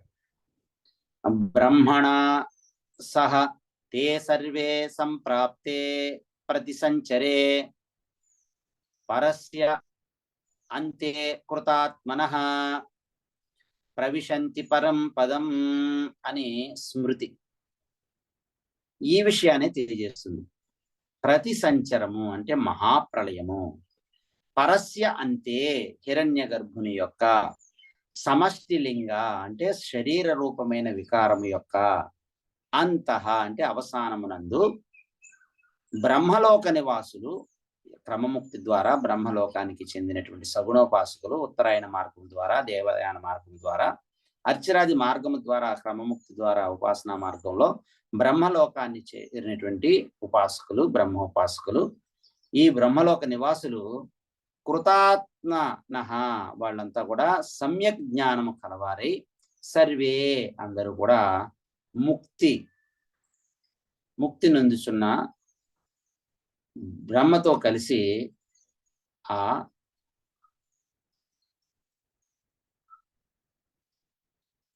హిరణ్య గర్భ బ్రహ్మంతో కలిసి పరమపదమును ప్రవేశింతురు అని చెప్పారు. అందువలన జీవన్ముక్తి జీవించి ఉండగానే ముక్తి పొందవచ్చును, అదే జీవన్ముక్తి అని అద్వైత సిద్ధాంతము 6వ సిద్ధాంతాన్ని మనకు తెలియజేస్తుంది. ఇప్పుడు 7వ సిద్ధాంతము అద్వైత సిద్ధాంతము సత్తా త్రైవిధ్యము. సత్యము 3 విధములు. 1 ప్రాతిభాసిక సత్యమని, 2 వ్యావహారిక సత్యమని, 3 పారమార్థిక సత్యమని 3 విధములు. దీన్ని ఉదాహరణతో త్రాడు పాము అనే ఉదాహరణతో ఉపమానంతో తెలియజేస్తున్నారు. సర్పభ్రమకు ఆశ్రయమైన త్రాటిని చూచిన వెంటనే మిథ్యా సర్పము కనబడదు, అంటే తొలగిపోతుంది. ఇప్పుడు ఇక్కడ ఉన్నటువంటి వెలుతురు పూర్తిగా లేనటువంటి మంద ప్రకాశములో ఉన్న త్రాడుని ఇది త్రాడు అని తెలుసుకునే లోపు, ఇది అని గుర్తించి తర్వాత ఏమిటి అనేటువంటి గుర్తించే లోపు ఎప్పుడో ఎక్కడో గతంలో వేరే చోట వేరే కాలంలో చూసినటువంటి పాము యొక్క జ్ఞాపకాన్ని స్మృతిలో, అంటే పరత్ర పూర్వదృష్ట అవభాస స్మృతి రూప, అంటే స్మృతి రూపంలో ఉన్నటువంటి పాము అనేటువంటి ఆ జ్ఞానము చేత, భ్రాంతి జ్ఞానం చేత ఆ సర్ప భ్రమకు ఆశ్రయమైనటువంటి తాటిని చూసిన వెంటనే మిథ్యా సర్పము అనేటువంటిది గోచరించింది. ఎప్పుడైతే సర్పభ్రమకు ఆశ్రయమైన తాటిని మనం చూస్తామో వెంటనే మిథ్యా సర్పము కనబడదు, తొలగిపోతుంది అని చెప్పారు. ఈ విధంగానే పర్వతాలు, సముద్రాలు మొదలైన ఈ జాగ్రత్త ప్రపంచం అంతా కూడా శబ్ద, స్పర్శ, రూప, రస, గంధములతో కూడినటువంటి దృశ్యమానమైనటువంటి పంచభూతాత్మకమైనటువంటి ఈ తాత్కాలిక జగత్ ప్రపంచం అంతా కూడా దానికి అధిష్టానమైనటువంటి పరబ్రహ్మమును దర్శించినంత మాత్రమునే, వీటన్నిటికీ ఆధారమైనటువంటి పరబ్రహ్మమును నేను అయ్యే ఉన్నాను అనే అనుభవంగా దర్శించినంత మాత్రమునే తొలగిపోతుంది. అందువలన పరబ్రహ్మముకు పారమార్థికమైనటువంటి సత్తా ఉన్నది. భ్రమ, స్వప్నము లేని జాగ్రత్త కాలంలో ప్రపంచానికి వ్యావహారిక సత్తా ఉన్నది.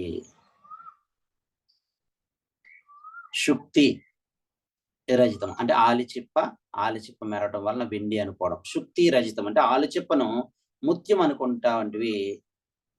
ఇంకా స్వప్నంలో కనబడేటువంటి పదార్థాలకి కూడా ప్రాతిభాసిక సత్వం ఉన్నది అని 3 రకములైనటువంటి సత్తాలు, బ్రహ్మమునకు పారమార్థిక సత్తా, ఈ జగత్తునకు వ్యావహారిక సత్తా, స్వప్నము శుక్తిక రజితము ఆలిచిప్పేందుకు కనిపించేటువంటి మెరుపు వెండి వలె కనిపించడం అనే దానికి ప్రాతిభాసిక సత్తాలు ఉన్నవి అని అద్వైత దర్శనము ప్రతిపాదిస్తున్నది.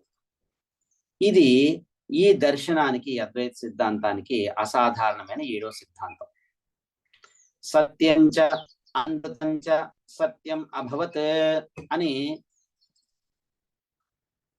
కృష్ణ యజుర్వేదాంతర్గతమైనటువంటి తైత్తిరీయ శాఖకు చెందిన తిత్తిరి శాఖకు చెందినటువంటి తైత్తిరీయ ఉపనిషత్తులోని శృతి వాక్యం. సత్యంచ అనృతంచ సత్యం అభవత్. సత్యము అనృతము సత్యమైనది, సత్యము అనృతము కూడా సత్యమైనది. పరమార్థ సత్యమైన బ్రహ్మమే వ్యావహారికములైనటువంటి పృథివ్యాది రూపాలతోనూ ప్రాతిభాసికమైన స్వప్నాది రూపములుగాను భాషించేటువంటిది. సత్యస్య సత్యం తేషాం ఏష సత్యం అనేటువంటి కృష్ణ యజుర్వేదాంతర్గతమైనటువంటి తిత్తిరి శాఖకు చెందినటువంటి తైత్తిరీయ ఉపనిషత్తులోని శృతి వాక్యము పారమార్థిక సత్తాకు వ్యావహారిక సత్తాకు గల భేదాన్ని చూపుతూ ఉంది. సత్యస్య సత్యం తేషాం ఏష సత్యం. పారమార్థిక సత్తాకి వ్యావహారిక సత్తాకి కలిగినటువంటి భేదాన్ని ఈ శృతి చెబుతుంది. ద్వైత శృతులు ప్రత్యక్షము, అనుమానము మొదలైన ప్రమాణాలతో తెలియబడినటువంటి అర్థమునే తిరిగి ప్రదర్శించుచున్నవి. ద్వైత శృతులు ప్రత్యక్ష ప్రమాణము, అనుమాన ప్రమాణము మొదలైన ప్రమాణాలతో తెలియబడినటువంటి అర్థమునే తిరిగి ప్రదర్శించుచున్నాయి. అందువలన అగ్ని హిమస్య భేషజం, అగ్ని హిమస్య భేషజం, మంచుకి అగ్నియే విరుగుడు మందు అనేటువంటి వాక్యం వలె 3 అర్థవాదములలో ఒకటి అయిన అనువాద రూపమైన అర్థవాదము ఇది. ఈ చెప్పేది హిమస్య భేషజం అగ్ని, అగ్ని హిమస్య భేషజం అనేటువంటి అర్థవాదం కిందకి వస్తుంది. అనువాద రూపమైనటువంటి అర్థవాదం కిందకి వస్తుంది. అంటే గుణవాదము, అనువాదము, భూతార్థవాదము అని అర్థవాదం 3 విధాలుగా ఉన్నది. ఆదిత్యో యూపః అనేది, అగ్ని హిమస్య భేషజం అనేది, వజ్రహంతః పురందరః అనేవి క్రమంగా ఇందుకు ఉదాహరణలు. గుణవాదానికి, అనువాదానికి, భూతార్థవాదానికి ఈ 3 ఉదాహరణలు. ఈ అర్థవాదాలు పూర్ణ బ్రహ్మ సాక్షాత్కార ఉదయము కలగడానికి ఉపయోగించేటువంటి చిత్తశుద్ధి, అలాగే చిత్తము యొక్క ఏకాగ్రత, అంతఃకరణ శుద్ధి, అంతఃకరణ ఏకాగ్రత మొదలైన వాటిని సంపాదించేటువంటి కర్మ, ఉపాసన మొదలైన వాటిని ఇవి స్తుతిస్తూ ఉంటాయి. అందుచేత వీటికి అటువంటి కర్మ ఉపాసనలకు పరమఫలమైనటువంటి బ్రహ్మ సాక్షాత్కార స్థావకత్వం కూడా పరంపరా సంబంధంతో సిద్ధించుచున్నది అని చెప్పారు. ఈ అర్థవాదాలు పూర్ణ బ్రహ్మ సాక్షాత్కార ఉదయం కలగజేయుటకు ఉపయోగించేటువంటి చిత్తశుద్ధి, చిత్త ఏకాగ్రత మొదలైన వాటిని సంపాదించేటువంటి కర్మ అనుష్ఠానము, స్వధర్మ కర్మ అనుష్ఠానము, అలాగే ఉపాసన అనుష్ఠానం మొదలైన వాటిల్ని ఈ గుణవాదము, అనువాదము, భూతార్థవాదం ద్వారా స్తుతిస్తూ ఉన్నాయి. అందుచేత వీటికి అటువంటి కర్మ ఉపాసనల్లో ఈ కర్మ ఉపాసనలకి పరమఫలమైనటువంటి బ్రహ్మ సాక్షాత్కార స్థావకత్వం కూడా పరంపరా సంబంధంతో సిద్ధించుచూ ఉన్నది అని మనకి ఆచార్యులు తెలియజేస్తున్నారు. ఇంకా అద్వైత సిద్ధాంతానికి 8వ సిద్ధాంతము హరిహర అభేదము. హరి అంటే విష్ణువు, హరుడు అంటే శివుడు. కేశవునకు శివునకు భేదము లేదు. శివకేశవులకు అభేదము, శివకేశవులకు అభేదము, శివకేశవులకు భేదము లేదు అని 8వ సిద్ధాంతంగా చెబుతుంది. ఈ విధంగా వ్యావహారికమైన ఉపాసనా కాండాల్లో ఉపాస్యమైన సగుణమూర్తికి ఈశ్వరత్వము, అద్వైతమునకు అభీష్టమైన సిద్ధాంతమే వ్యావహారికమైన ఉపాసనా కాండంలో ఉపాస్యమైన సగుణమూర్తికి ఈశ్వరత్వము, అద్వైతమునకు అభీష్టమైన సిద్ధాంతమే. అటువంటి ఈశ్వరుడే యతో ఇమాని భూతాని జాయంతే ఏన జాతాని జీవంతి యత్ ప్రయంత్యభిశంవిశంతీతి తత్ విజిజ్ఞాసస్వ తద్ బ్రహ్మ ఇతి. దేని నుండి ఈ భూతములన్నీ కూడా పుట్టుచున్నవో, దేని వలన స్థితి ఈ పుట్టినటువంటి భూతములు జీవించుచున్నవో, తిరిగి దేని యందు లయించుచున్నవో దానిని తెలుసుకొనవలనని కోరినచో అని కోరుకో, అదియే బ్రహ్మము అనేటువంటి ఈ కృష్ణ యజుర్వేదాంతర్గతమైన తిత్తిరి శాఖకు చెందినటువంటి తైత్తిరీయ ఉపనిషత్తు యొక్క శృతి వాక్యము నిరుక్తాలకి ప్రపంచానికి సంబంధించిన సృష్టి, స్థితి, లయము అనేటువంటి ఈ 3 కృత్యములలో సృష్టి, స్థితి, లయము, సృష్టి, స్థితి, సంహారం అనే సృష్టి, స్థితి, లయం అనేటువంటి 3 కృత్యములలో ఈ 3 పనులలో ఒక్కొక్కరు కృత్యములకు ఒక్కొక్కరు కర్తలు అని కల్పితమైన బ్రహ్మ, విష్ణు, శివుడు. సృష్టికి బ్రహ్మ, స్థితికి విష్ణువు, లయమునకు శివుడు. ఈ భేదమునందు పట్టుదల అంటే పరమతాత్పర్యము ఉన్నది అననక్కరలేదు. వ్యావహారిక దశలో రాముడు, కృష్ణుడు ఇత్యాదులకు కానీ, దక్షిణామూర్తి శివునకు కానీ భేదము లేనట్లే వ్యావహారిక దశలో రాముడు, కృష్ణుడు వీళ్లకు భేదం లేదు, దక్షిణామూర్తి శివునికి భేదము లేదు. అట్లే హరులకు కూడా భేదము లేదు అనేటువంటిది కూడా అద్వైత సిద్ధాంతమే. శాంతం శివం అద్వైతం అని అధర్వణ వేదాంతర్గతమైనటువంటి మాండుక్య ఉపనిషత్తులోని శృతి వాక్యం అనుసరించి బ్రహ్మను శివపదంతోనే బోధించినది. బ్రహ్మను శివ శబ్దంతోనే, శివపదంతోనే బోధించినది. అలాగే కాటక శృతి కూడా తద్విష్ణోః పరమం పదం, తద్విష్ణోః పరమం పదం అని కృష్ణ యజుర్వేదాంతర్గతమైనటువంటి కఠశాఖకు చెందినటువంటి కఠోపనిషత్తులోని శృతి వాక్యం తద్విష్ణోః పరమం పదం అని విష్ణు శబ్దంతో పరబ్రహ్మమును బోధించినది. శాంతం శివం అద్వైతం పరబ్రహ్మమును శివ శబ్దంతో అధర్వణ వేదం బోధిస్తే, విష్ణు శబ్దంతో తద్విష్ణోః పరమం పదం అని యజుర్వేదం బోధించినది. అందువలన హరిహరుల మధ్య భేదము లేదు, శివకేశవుల మధ్య భేదము లేదు. కేశవునకు శివునకు భేదము లేదు. హరి కేశవునకు, హరుడు శివునకు భేదము లేదు అని అద్వైత వేదాంత సిద్ధాంతము మనకి బోధిస్తూ ఉన్నది.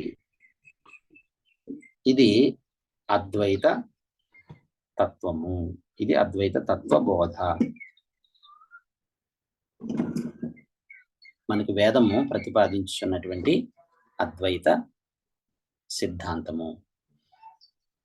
ఓం పూర్ణమదః పూర్ణమిదం పూర్ణాత్ పూర్ణముదచ్యతే పూర్ణస్య పూర్ణం ఆదాయ పూర్ణం ఏవ అవశిష్యతే.